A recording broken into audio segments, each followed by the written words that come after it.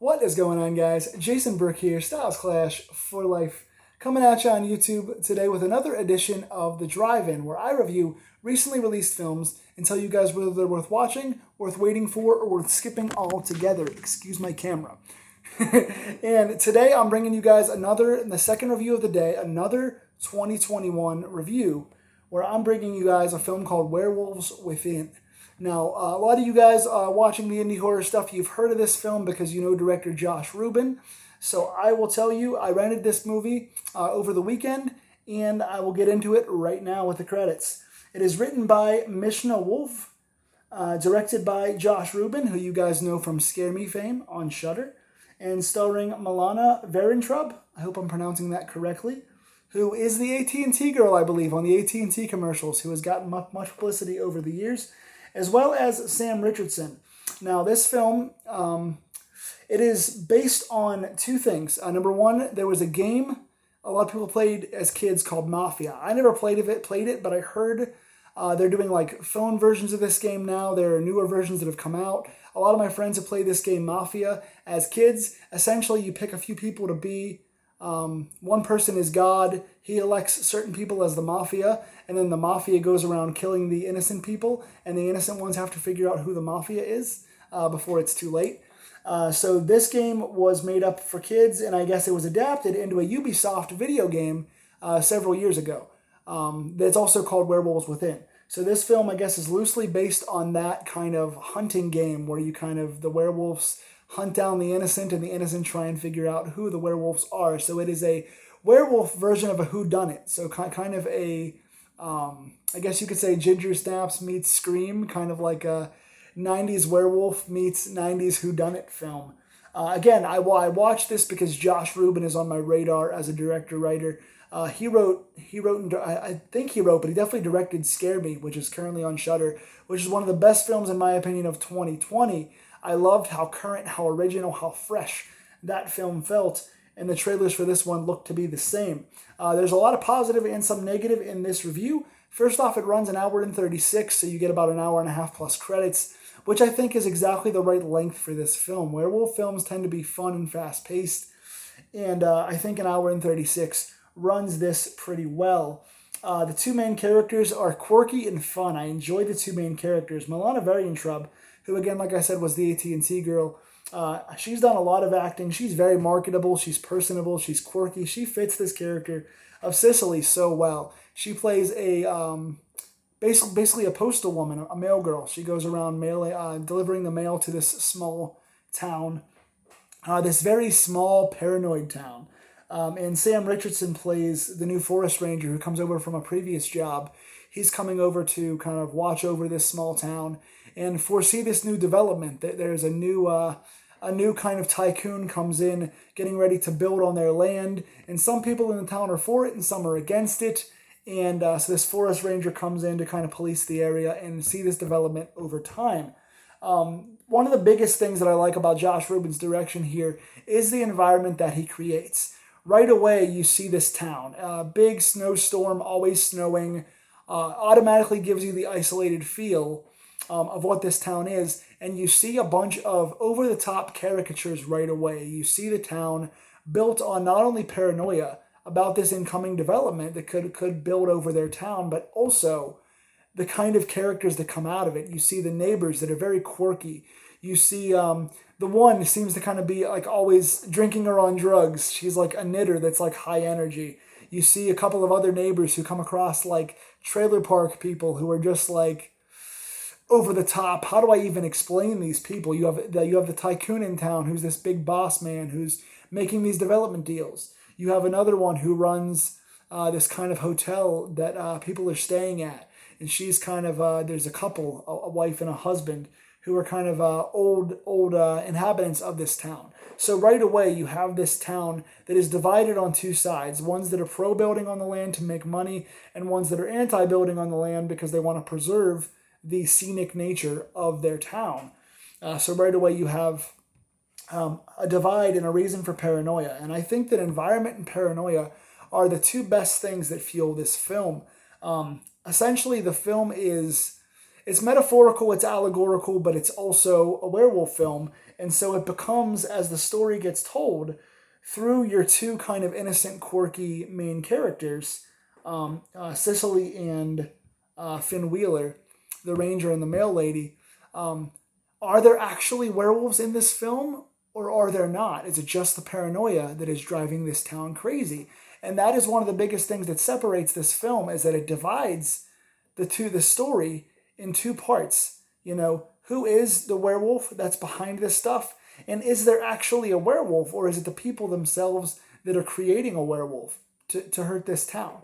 And you see bits of both in this film, and that's what makes it different to me. That's really cool because it's not just a straight up slasher. It's not just a figure out who the killer is, but you got to figure out if there is a killer and how much of it is mentally driven and how much of it is physically happening. I like that a lot. I also like the placement of gore in this film. As a gore person, I think there could have been more in this film. So it goes as both a positive and a negative in this story. The gore they do use is quite nice. Some of the gore they use, well done. I really enjoyed the gore that we got in this film, but I wish kind of there was more of it. I get that it's meant to be more psychological, but I would have liked the moments of gore to be shown a little more, so that even if you cut away on other stuff, at least you have some moments of gore that are fully realized in this film. So while we have good gore, and I like the gore that was used, I wish we had used a little more. I like the coloring in general of this. You get a lot of kind of the grays and whites when you see the outdoors. The white coloring of all the snow and stuff is really, really pretty. I like kind of the opening scene you get where we start off hot is a nice way to start the film. I like right away seeing that everything is isolated. Everything, all the buildings are separated, the generator's down. You get the immediate feeling of, oh, we're trapped here. We have to face this. We cannot call for help. I like that a lot. That's a big positive. The coloring of the main place where they hang out, kind of the bar area where the male girl kind of hangs out. Very colored, very neon, very warm and inviting. It's the one place where they feel safe for part of the film, which causes a difference between the outdoor stuff in this one place. I like that a lot. It is very well color graded. It's very well lit. I enjoy that a lot. Some of the negatives, though, that took it down for me. While the dialogue is fast moving, sometimes I think it's paced a little too fast, where I think that in Scare Me, you had time to kind of get all of the fast-paced dialogue. Scare Me was fast-paced too, and they used a lot of zingers as well, but I think you caught everything in that one, where I think I have to watch this film multiple times, which could be a positive, but also I think registers a bit of as a negative too, because you miss some of the dialogue. It goes by so fast, and they're spurting off so many lines that you catch some funny ones, but you miss some other stuff as well. I don't think all the dialogue lands in this film in the same way that it does in Scare Me. I don't mean to compare the works, but they're both very recent Josh Rubin films. Even though I think Rubin wrote Scare Me and Mishna Wolf wrote this one, I think this one is written not quite as sharply, where a lot of the dialogue does land, but a lot of the stuff doesn't quite hit. To me, tonally, this one falls in the category of a little too much comedy over the horror. You guys know I talk about horror comedies on this channel a lot, and when you find the good ones, they're really, really good. Scare Me is an example of one where the horror and comedy is perfectly placed. This time, in Werewolves Within, I think the horror comedy is a little off balance. I think it feels more like, instead of 50-50 in the right moments, in this film, it feels like 70-30 or maybe 60-40 toward the comedy side, which I don't think it should be. I think you should use the comedy early on, with the main characters being quirky and with the villagers being a little crazy and high-strung. I think that works very well, but I think as you go along further and there starts to be murders and disappearances and things like that, I think the tone needs to shift to a little more serious. You can have one or two comic relief characters, and you can have people be a little bit over the top, but sometimes the caricatures feel a little bit too cheesy for me when the tension starts ratcheting up. I like that it would move from comedy to a little more serious as the story builds and things get more serious in the movie. I don't think that happens quite enough. There are too many comic relief characters in this, and the caricatures cross over into a little cheesy for me. I think that when stuff starts happening, you have to shift the tone a little bit, so some of the jokes and some of the wild acting feels a little bit out of place for me as the film goes on. That's what takes it down for me a little bit. Those are the main things for me, is that the tone veers too much toward comedy when it should be serious. That being said, the caricatures are fun, the characters are well laid out, it's a good time, it's an easy watch, and they do have some nice twists toward the end of the film. I'm keeping this spoiler free at the beginning here. The twists at the end of the film are nice. The transformation of what you might see from werewolves, demons, whatever, I won't spoil it, those are done pretty well. They're not done fully, they're not fully realized. Just like the gore, some of the costume choices they make at the end are good for what you see, but you want to see more. So just like the gore, they give you some, and what they give you is nice, but it's an appetizer where you kind of want the main dish. So they hold back on that a little bit. But again, if they had veered maybe a little bit more toward the serious, kept the 70% comedy in the beginning, and then kind of went 50-50 or 60-40 horror toward the end, I think it would have been a little bit better. With that being said, it was still a fun film. I still quite enjoyed it. Good characters, really good environment, great coloring, good quirkiness, good twists. I like the story. I like Josh Rubin's direction. I would give this film a 6 out of 10, and I would say it falls in the latter half, maybe like 4, 5, 6. So far, best horror film of the year. It's definitely in my top 10, but it's not on the higher end where Scare Me was. I think that it misses on some of the jokes, and I think it misses on what it tries to be. I think at times it's a very good comedy, and at times it's a very good horror film, but the blending kind of makes them unsure as to what you're watching. It doesn't land completely as either one. So 6 out of 10, better than average. I enjoyed it, but I think it misses the mark in terms of exactly where it's heading. It always goes in one direction. It doesn't exactly land where it needs to, in my opinion. But again, I still liked it overall. I don't want to make this sound like an indictment. I like Josh Rubin's direction, and there are many positives in this film. So I would recommend it. Go check it out. It's available, I think, on Prime Video, YouTube, stuff like that for like $6, $7. It's worth the rent. Support your indie film directors. Support your indie horror right now, especially with what's going on in the world. They need your money. They're cheap. They're worth watching. They're fun. I would go spend that $7 on whatever your streaming service of choice is and watch that movie.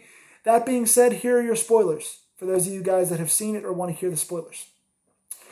Basically, we find out that in a bunch of different twists, at one point it's one of the crazy neighbors who's mad that her dog died. She gets driven with paranoia and kills some people.